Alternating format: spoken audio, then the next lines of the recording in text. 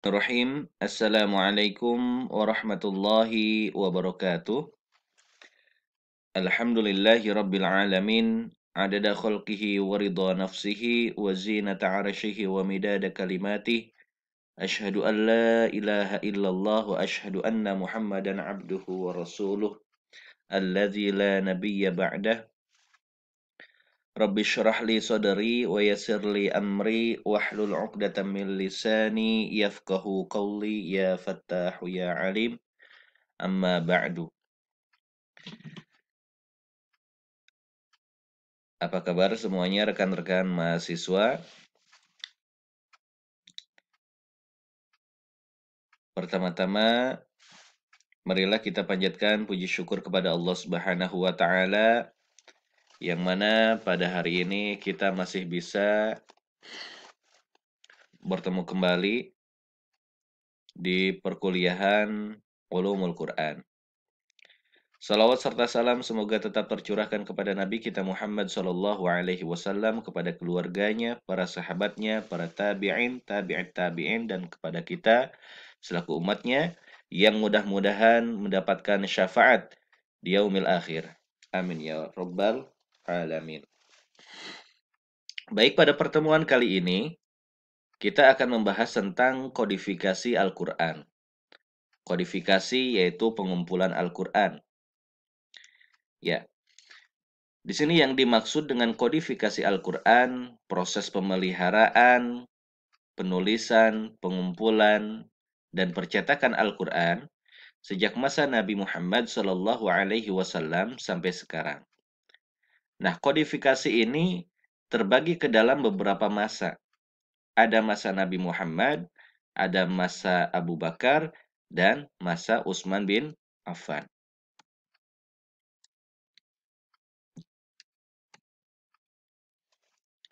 Nah, pada masa Nabi, pemeliharaan Al-Quran ini ada dua. Yang pertama, metode hafalan. Setiap kali malaikat Jibril datang membawa ayat Al-Quran, Nabi langsung menghafalnya. Karena Nabi adalah seorang penghafal Quran terbaik. Dan karena Nabi Muhammad sebagai Rasul yang diutus untuk menyampaikan ajaran-ajaran Allah. Sehingga Allah memudahkan beliau untuk dapat menghafal Al-Quran. Kemudian, karena beliau dan juga para sahabatnya sudah terkenal sebagai orang-orang yang memiliki daya hafalan yang kuat, sebagaimana orang Arab umumnya. Nah, itu kemudian para sahabat penghafal Al-Quran. Nah, sahabat adalah orang-orang yang punya keinginan yang besar untuk dapat belajar Al-Quran bersama Nabi. Mereka sering mengikuti Nabi dalam berbagai kesempatan. Sehingga tidak heran jika mereka sering menyaksikan langsung Nabi menerima Al-Quran dari malaikat Jibril.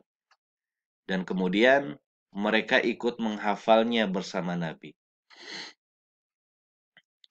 Nah, sahabat yang terkenal sebagai penghafal di antaranya yaitu ada Ibnu Mas'ud, Salim bin Ma'qal, Mu'adz bin Jabal, kemudian Ubay bin Ka'ab, Abu Zaid bin Sakan, Abu Darda, dan Zaid bin Thabit.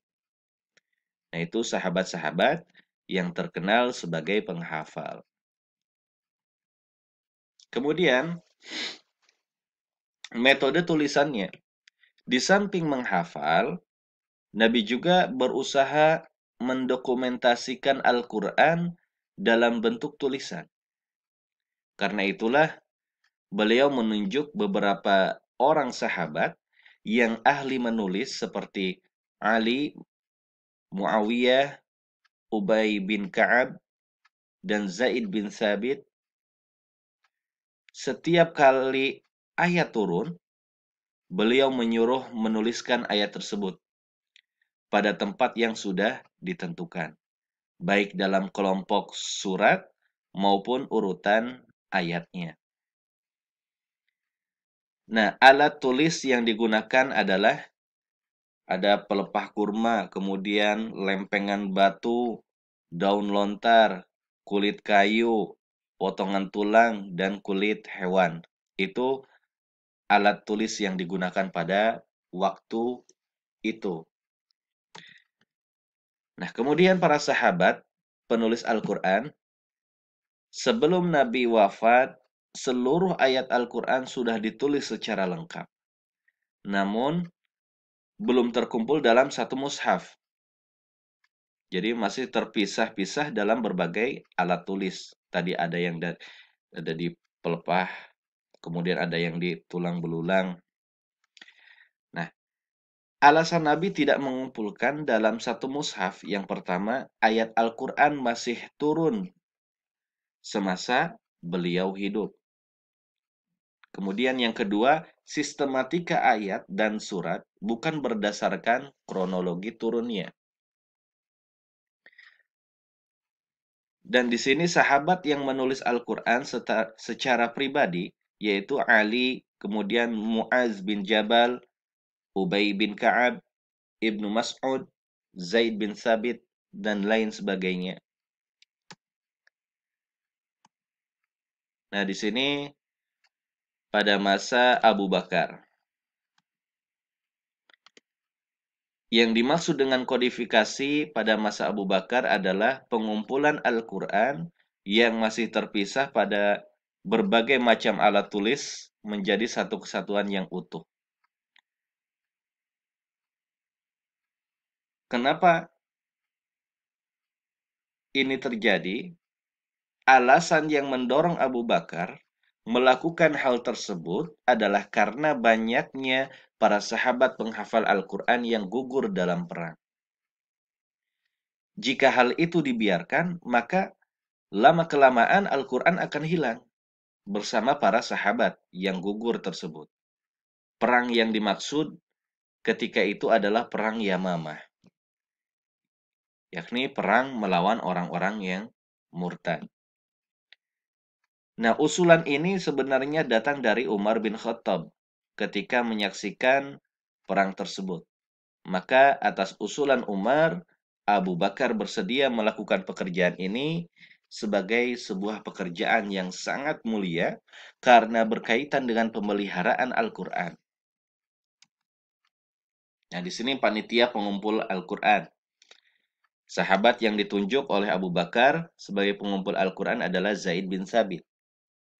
Alasannya menunjuk Zaid karena dia adalah orang kepercayaan Nabi, pernah menjadi juru tulis Nabi, dan dia adalah sahabat yang terakhir mentadaruskan Al-Quran di hadapan Nabi secara lengkap 30 juz sebelum Nabi wafat. Nah, cara yang digunakan Zaid dalam pengumpulan tersebut adalah melalui dua hal, yaitu hafalan dan tulisan. Dari para sahabat penghafal dan penulis Al-Quran. Al-Quran hasil pengumpulan, kemudian disimpan oleh Abu Bakar, kemudian Umar, dan Hafsah. Nah, masa Utsman bin Affan. Yang dimaksud dengan pemeliharaan Al-Quran pada masa Utsman adalah penulisan kembali naskah Al-Quran yang bersumber dari naskah yang sudah dikumpulkan Abu Bakar menjadi beberapa kopi. Alasan yang mendorong Utsman melakukan itu adalah munculnya perbedaan cara membaca ayat Al-Quran di kalangan umat Islam. Setelah Islam berkembang secara luas sehingga membawa pada perselisihan. Orang yang mengusulkan kepada Utsman untuk melakukan penulisan Al-Quran adalah Huzaifah bin Yaman. Setelah dia melihat perselisihan di kalangan umat Islam ketika terjadi perang Armenia dan Azerbaijan dengan Irak, dan sahabat yang ditunjuk menjadi penulis adalah orang yang ditunjuk oleh Utsman untuk melakukan tugas tersebut adalah Zaid bin Thabit, Abdullah bin Zubair, Sa'ad bin As, Abdurrahman bin Haris. Al-Quran yang dijadikan pedoman oleh tim penulis adalah Al-Quran yang disimpan oleh Hafsah. Dan hasil kerja tim penulis ini kemudian digandakan menjadi 5 eksemplar, masing-masing dikirim ke wilayah Islam agar umat Islam punya satu kitab yang sama, kitab suci yang sama yang bisa dijadikan sandaran dalam membaca. Nah, kemudian penyempurnaan Al-Quran. Kemudian pemberian tanda huruf dan syakal, pemberian tanda pada huruf-huruf Al-Quran yang dilakukan pada masa Khalifah Abdul Malik bin Marwan, Khalifah ke-5 Umayyah. Orang yang diberi tugas untuk melakukan itu adalah Abu Aswad Ad-Duali. Nah, kemudian percetakan Al-Quran. Sejak masa Utsman, 35 Hijriah, sampai masa Turki Utsmani, 1123 Hijriah, Al-Quran ditulis dan diperbanyak secara manual. Baru tahun 1123 Hijriah atau 1694 Masehi, Al-Quran dicetak pertama kali di Hamburg, Jerman.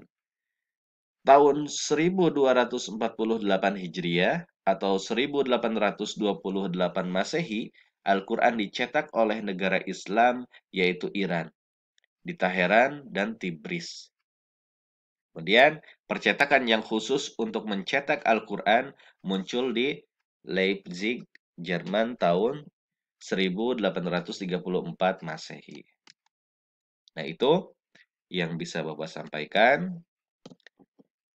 Mudah-mudahan bermanfaat. Wallahul muwaffiq ila aqwamit thoriq. Wassalamualaikum warahmatullahi wabarakatuh.